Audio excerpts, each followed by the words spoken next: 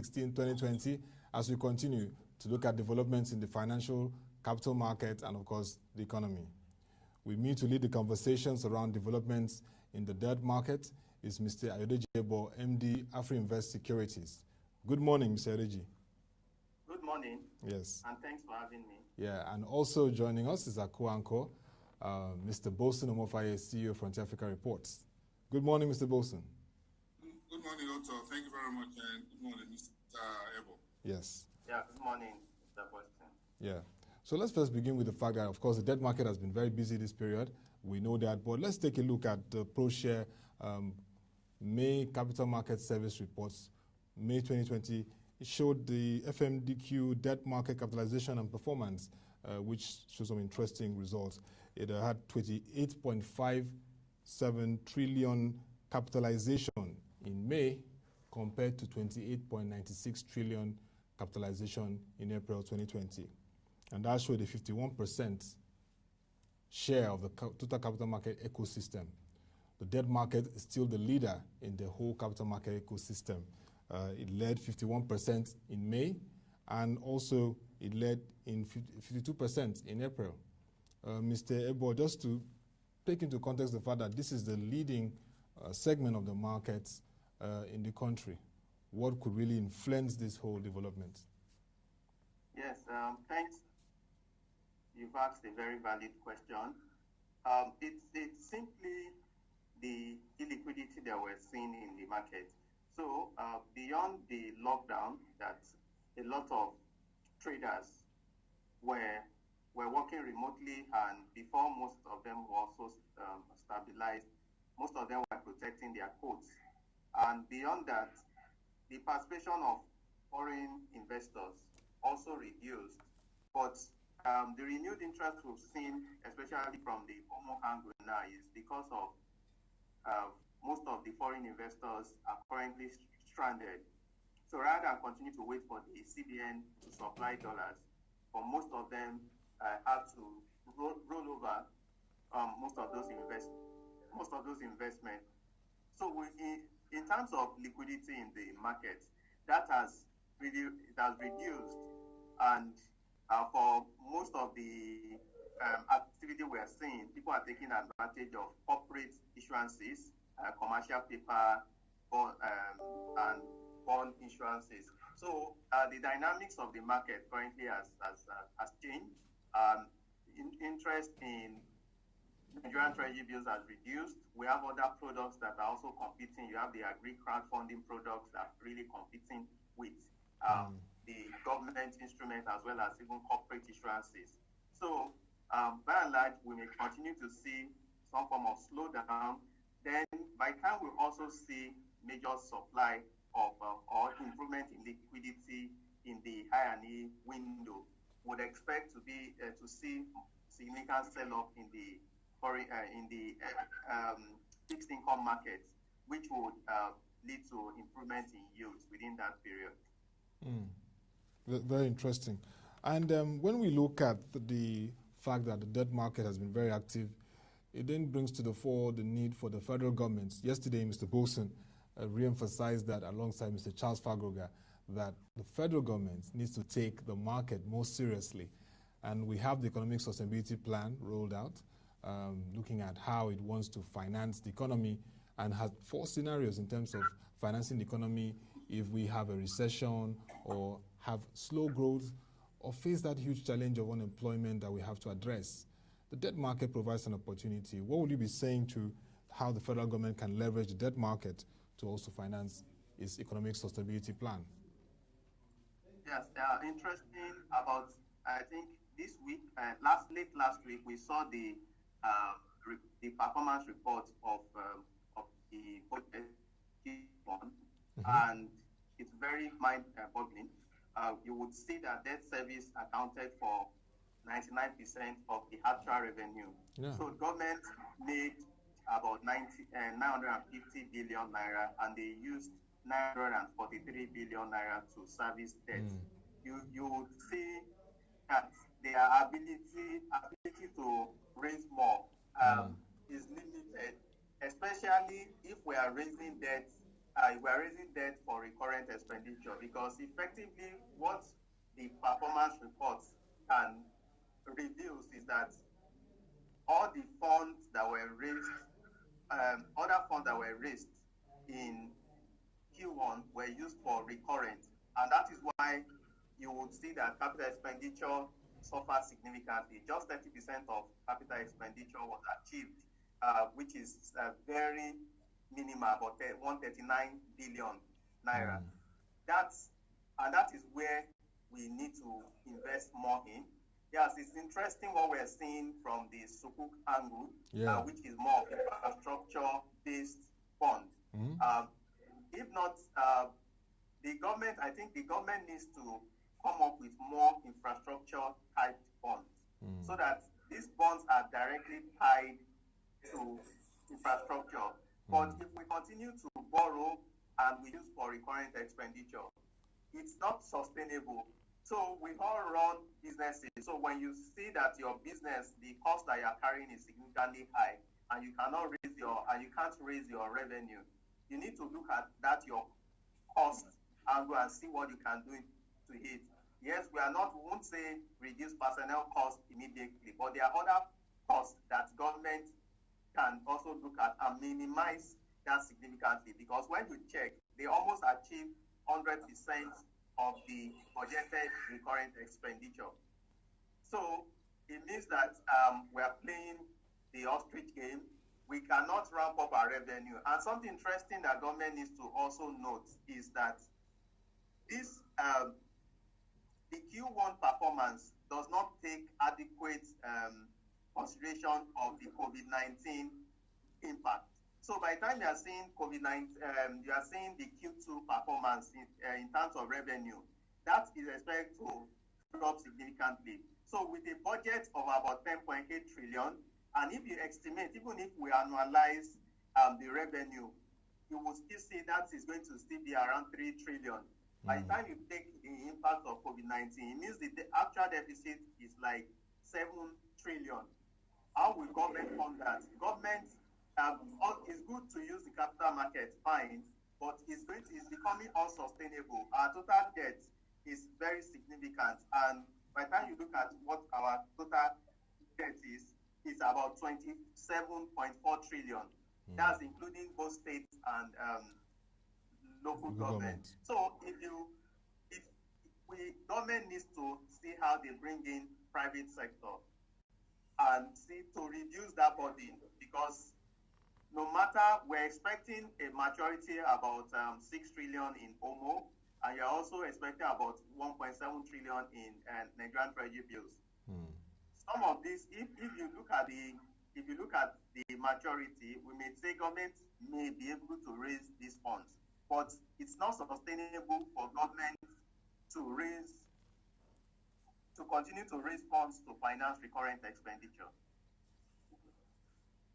Okay, so when you're saying private, that means, for example, we have the National Infrastructure Development Fund developed by Chapel Hill Denham, Mr. Bolaji Balogun and his team. Is that the kind of vehicles you would like to see government leverage on, rather than, like you said, increasing the borrowing or debt profile, which is over 27 trillion now? No, what I'm trying to say is the NIDF, which is the Nigerian Infrastructure Debt Fund, is a good initiative to support government's efforts. Government, a lot of projects, so the funds that government have been trying to raise, they should use most of those funds as counterpart funding. So, for instance, Lagos-Ibadan Railway, yes, I know we're getting funding from China. The road, you can see that it's taking 3 or 4 years every year in the budget. This road should be concession. Government does not have the capacity to finance it. They should concession the road, build, operate, and if you want it transferred, it is fine. POT. You will have private investor invest in it for a certain number of years, and they recoup their investment. I believe that Nigerians will be willing to pay for it. If I need to pay 2,000 naira as toll, and I have a smooth road, and it takes me just 45 minutes to get from Lagos to Ibadan. One, cost of living will reduce because a lot of people that are struggling to stay in Lagos will move to Ogun State and move to Ibadan, and they can come on a daily basis from Lagos to Ibadan and work. A lot of the projects, road projects, now we thought the COVID-19 has exposed our dilapidated health sector. NNPC is trying to go into building hospitals. This should be strictly private sector. Government does not have any business in investing. They should try and come up with a framework that is comfortable, conducive for private investors to invest. And the enforcement of contracts has been a major setback, which government is not looking at. Most projects, if you try to analyze, even for some of the, I was looking at the Siemens project, power project, they ensure that is within that government. 2-3 years, they are signing short-term contracts so that a new government does not come and override what has already been signed. That is the fear of most of the investors. So if you can't get people to write contracts or agree to contracts for about 8 years, that is a major setback. So it's good that you have the private sector coming up with funds and they're using to support infrastructure and support projects. The government needs to focus more on a more favorable framework that will provide comfort for potential investors. And to end this, if you look at FDI, FDI was about $214 billion. That is significantly low. Okay. That is significantly low for a company, for a country of our size. So we need to take that very serious for us to move forward. Okay.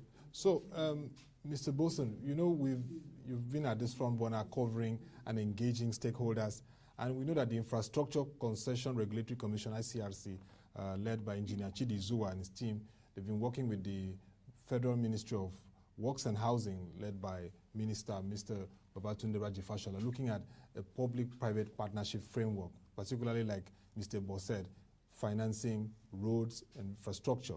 We need private capital. We need that framework. Are you seeing that traction? Even we know that they are going to have some webinars and engagement with stakeholders this week and next week.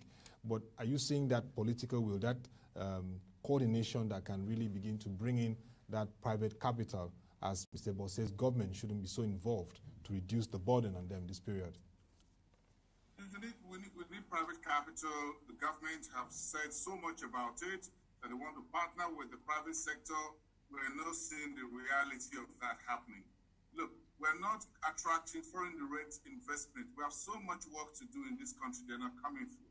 And locally as well, we're finding very reluctant environment in which those who have deep pockets, including corporates, except when we have a pandemic like virus, so the central bank has a copy, the NNPC is organizing something for the guys in the oil industry, and everybody is bringing money in. So everybody looks happy and to do something, like when we had the Kenya bomb blast more than about a dozen years ago. Everybody come to the table, the banks, the companies, everybody is donating. But we yet to find a structure in which we can do things the right way rather than using the fire brigade approach. That is still the problem we're yet to fix. We have a problem with our judicial system in which if there's a problem, how do we get the exit point? We have problems with foreclosure. How long does it take to get things sorted out? How long does it take to get your money out of the government? If you go to bed with the federal government or the state government or local government, the private sector does not have any money that is going to sit down, and you keep flying all the way from Lagos, Umuahia, or Kano to Abuja to go and beg one minister or one parastatal or one PAMSEC to get your money out. Nobody wants to do that. Otto, see, the world we need to ease of doing business is okay, but we haven't really removed the real pillars, the real bulwark against the bulwark against this private-public sector partnership. And that means that we've not been able to unlock. We're still living in the era of contracts. So a government gives me a contract, I go do it. I take care of everybody. then I go home and land another plot of land in Asokoro or in Banana Island or whatever island you live in. That is still the way we do things. Unless we're trying to use some measures like the one we do with Flamis and Dangote to get the Apapa or Oroshoki road done. But we need thousands of such engagements with the private sector across the country. We can't just be talking about Apapa Oshodi Expressway 1 year, second year, third year, fifth year, and we're still using it as the poster boy. Where is the second one? Where is the third one? Where is the fourth one? Where is the 10th one? Are we seeing similar relationships between corporates and state governments at the subnational levels? Federal government cannot do everything here, Otto, and Ayodeji will agree with me. You need subnationals to be able to encourage the private sector and the domestic capital to work within their own environment. But we have a problem here that we haven't really eased the ease of partnership between the public and the private sector. We have political stability in terms of a democratic sense, but in the real sense of who becomes the next governor of whatever state in the Midwest or whatever, you're not sure. We're still going to get another 4 years. If you offend the political godfather, no one is sure. Will he be able to make it back after 8 years? What happens? So we have a lot of problems here in which it becomes difficult for me or for Ayodeji or anyone to say, look, I want to go to this state government, I want to partner with them, and I want to do this. How are you sure that the House of Assembly is not angling to gang up against the governor, move him out before the first 4 years is over, who ensures that there's a continuity after his 8 years in office? So we have a lot of internal instability, politically speaking. Democratically speaking, yes, we've done since 1999 to date. But when we say political stability, it has not translated into economic and social development. And that's a problem. That's a missing link here with the guys who are our leaders. They still think that having democracy from 1999 to date means that everything is well. All is not well. Also, we haven't been able to, we have democratized, but we've not been able to translate it to meaningful development that is engineered by the private sector. President Buhari is doing so much, borrowing money, trying to organize the entire system, doing his best over the last 5 years. But how much support has he gotten from the private sector?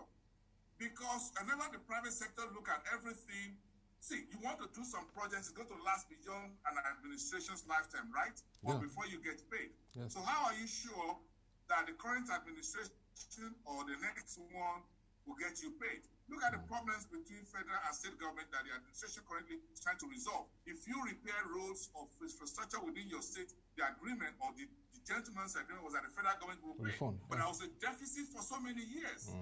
Now that the Buhari's administration is trying to clear up one state after the other. So who wants to go into between federal and state? Imagine if this happens between federal and contractors. Look at the backlog of hundreds of billions of paid contractors that the Buhari's administration met on the ground when he assumed office. Some of these are still being cleared. This backlog, there were promissory notes, there were debt papers that were issued to try to cushion those who even import fuel. So what have we been doing with all the monies we've gotten all these years under the previous administration? So I'm not trying to make case for the current administration. I'm trying to be their public relation person. But these are facts on the ground that we cannot wish away. Okay, well, I think what I hear very clear from Mr. Ayodeji is that we need sanctity of contracts really enforced, enforcement of contracts, because that's very important for any investor. I will not invest in something I don't see that there's an enforcement of contract that is taken seriously. And like you said, Mr. Boason, the political will is very important. The ICRC Act will soon be signed. We hope that will happen. But the political will to ensure that it affects in every PPP arrangement and even ease of partnership, like you said, between the public and private sector will be very important if we're going to attract those private capital we need to finance infrastructure that will unlock opportunities in our economy. But let's move on quickly. Mr. Ebo, there are a lot of activities, like I said earlier, in the markets. We've seen, like you said, commercial papers coming from private companies, like Guinness also has talked about commercial papers. We've seen from Dangote activities in the debt market too.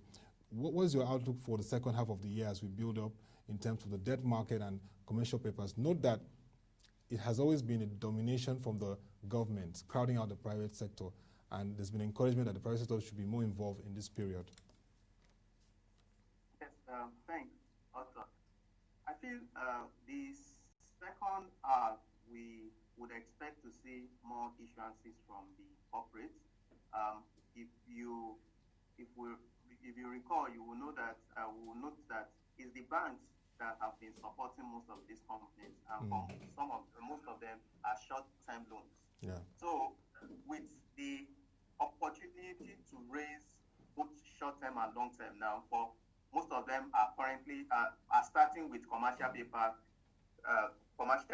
for short-term, which is for mostly for their operations.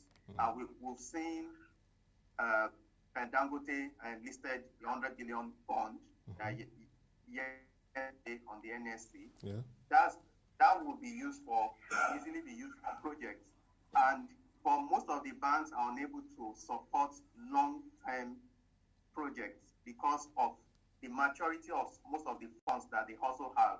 Because when you do a maturity analysis of most of those deposits, you will discover that about 80% of the funds within the system have short-term maturity of lower than 90 days, if you look at it. So this we believe that more corporates will take advantage of this, especially for most quoted companies that are already listed. They already have the name, and we've also seen their performance over time. So it's better to take advantage of this low interest rate environment to refinance their position. You spoke about Guinness trying to raise about 10 billion naira. If you check, their finance cost spiked close to 400% in the last quarter. That would help bring that down. Beyond just what I would also advise most corporates, beyond looking at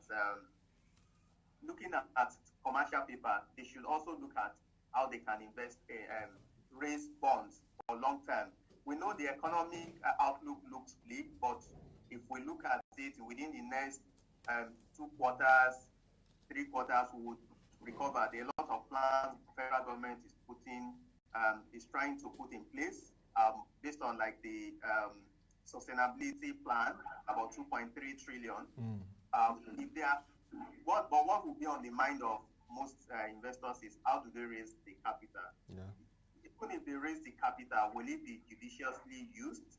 When you check the plan, it looks very interesting. It looks like a silver bullet that once we're able to implement that, we'll see the impact because of the local content that is contained in the report. So by and large, we expect interest rates to still remain very low on the back of maturities, and as a result of that, we would see investors trying to take advantage of corporates. They will also want to take advantage of the equities market within the quarter. Okay, Mr. Bo, let me take you just one more minute before I let you go.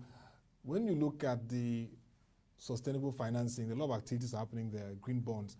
I mean, the FMDQ has worked out the Green Bond Development Program, Capital Market Program, and of course the Nigerian Stock Exchange has stated its commitment to leveraging it to continue to provide sustainable financing.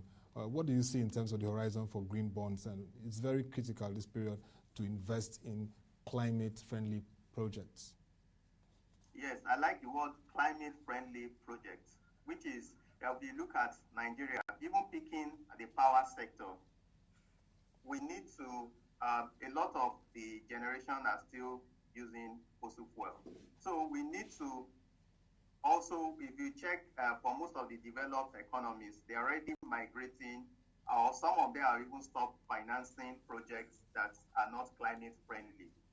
So it's a high time we took advantage of that and raised capital for, especially for that sector. So you have the solar panels, a lot of the communities, and they can begin to use solar.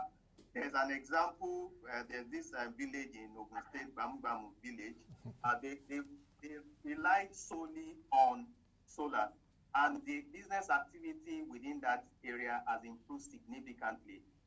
It was one of the tests that was used amongst the 10 villages that's the only success story, because the villagers were willing to pay a premium for power. But they've seen people migrate into that community. Business activity has improved, and standard of living is improving.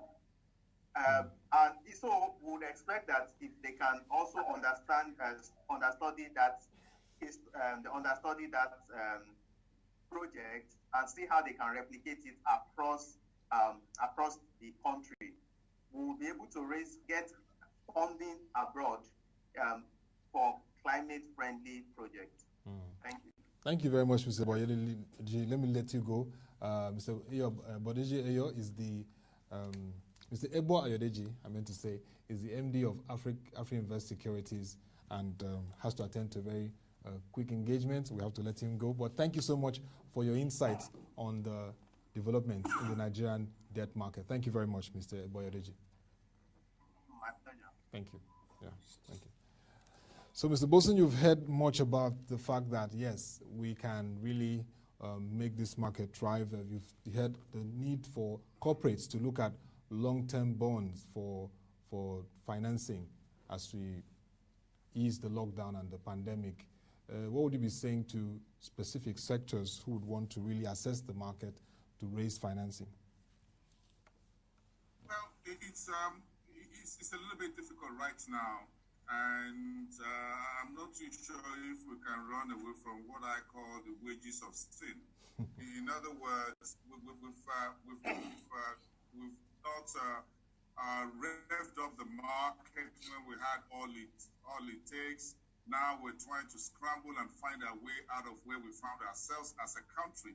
So the position of the corporates, as it were, is not significantly different from that of the country as a sovereign. So if you look at Nigeria right now, we're borrowing left, right, and center. Debt is becoming unsustainable. South Africa yesterday says they're not going to be part of any debt restructuring or debt cancellation conversation. That means the Africa's second largest economy and most advanced economy is washing its hands off some of the conversations already ongoing with the G20 by Angola and Mozambique and a few African countries are queuing up to get either a debt forgiveness, a debt whether to remember, to pay or whatever, or to forgive and forget. Yeah. So this is becoming more difficult. So what are we seeing right now? A number of Nigerian corporates, some of the big boys, Guinness Nigerian breweries, Dangote Cement going the route of commercial papers, MTN Nigeria, dozens and dozens of billions. If you do a simple calculation right now, you have close to 500 billion naira in commercial papers and new debt on the ground. MTN did 100 billion. Guinness is looking at 10 billion. Dangote Cement did 100 billion bond on the stock exchange. If you add what's on the FMDQ, put all of that together, you're getting 500 billion naira already. So some of these big corporates, including Adover, with formerly Forte Oil, Flamis of Nigeria, if you put all of this together, you're talking about 1 trillion naira already in local corporate bonds and commercial papers being borrowed. That's a big story on its own, Otto. Now we need to begin to consider how the payback is going to be. That we have close to 1 trillion naira already in the last 1 year or so that has been put out there. So everybody's borrowing left, right, and center. Aside those who are doing rights issue in the insurance sector, trying to bring in new capital for the insurance subsector, recapitalization deadline now set for next year, 2021. Now, everybody's trying not to issue new equities on the market, so because of the environment. Now, the central bank, the DMO, the Ministry of Finance, the Buhari's administration are encouraging corporates to go to the market. And that was a mantra over the last 2-3 years, that the government wants to borrow less locally and allow the corporate bodies to do it. That is good in a typical good environment, but again, what we look at the numbers, will these corporates be able, would they, aside MTN, for example, who is a big boy and smiling to the bank with this pandemic, and his MTN, his cousins, Airtel, Africa, which is listed, and the unlisted ones like Globe, these are the folks making money. Aside that, if you look at the brewing sector and others, Where will the sales come from?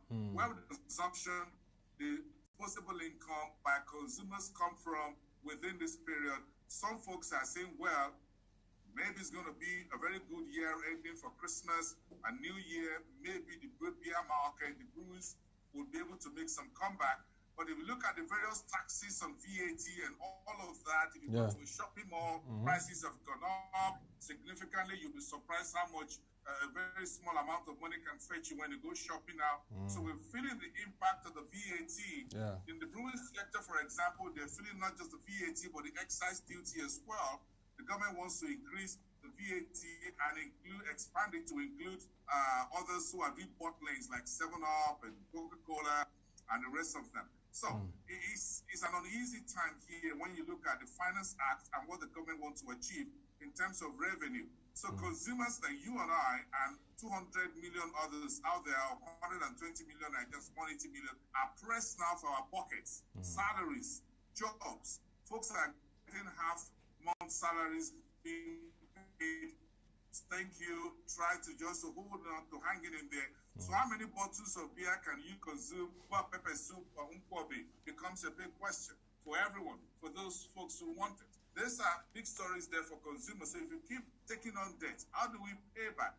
But the whole idea for the corporates trying to borrow themselves out of this problem is to see where they can get some small cash, pay back investors, the PFAs, the insurance guys, the institutional investors who are picking up these bonds and CPs, and try to make some returns for them. How would they be able to put this money in with inflation environment, interest rate environment, exchange rate volatility, a bit of uncertainty into that? All of this will begin to unravel towards the end of the year and by next year. So as much as it's good for the corporate to step in and say they are raising bond for their businesses, that is on one side. Then who goes to the market right now on the other side to raise bonds for infrastructure?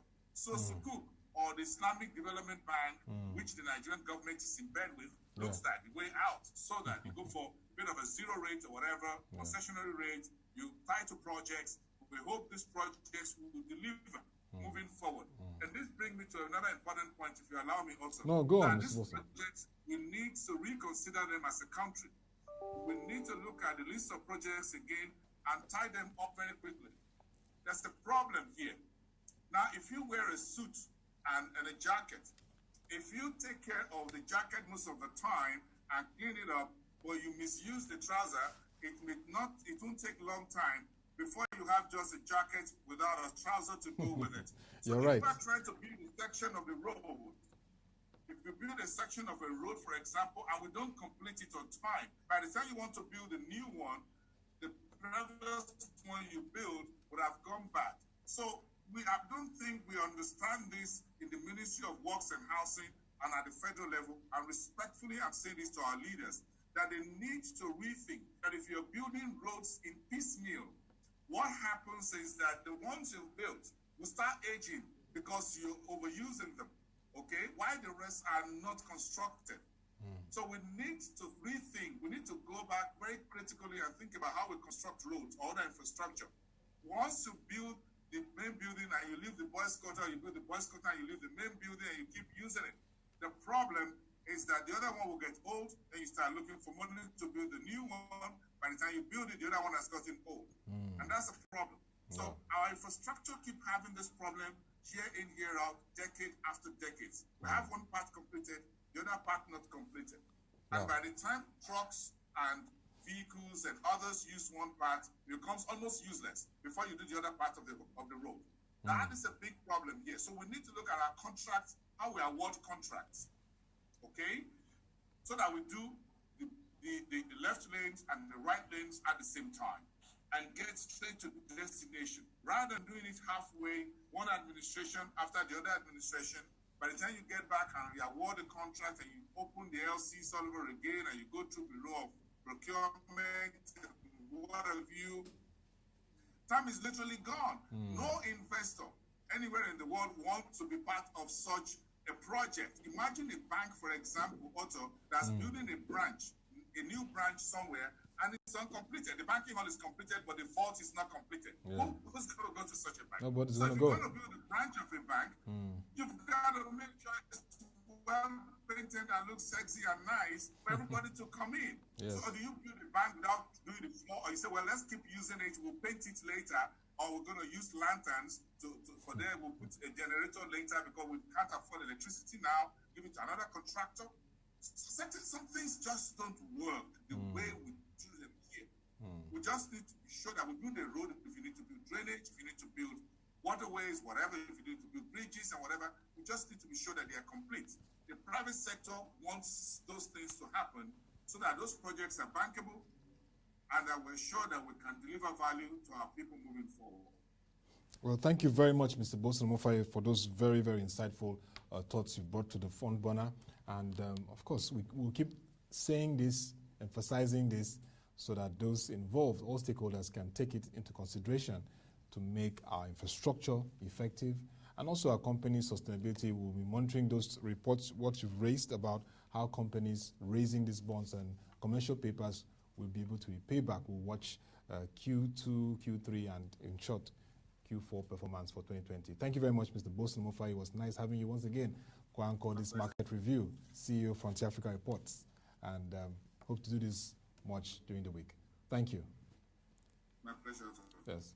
And that'll be all for the market review for today. You can join our website, www.prochange.com, to watch our videos, read our news stories, reports, and analysis.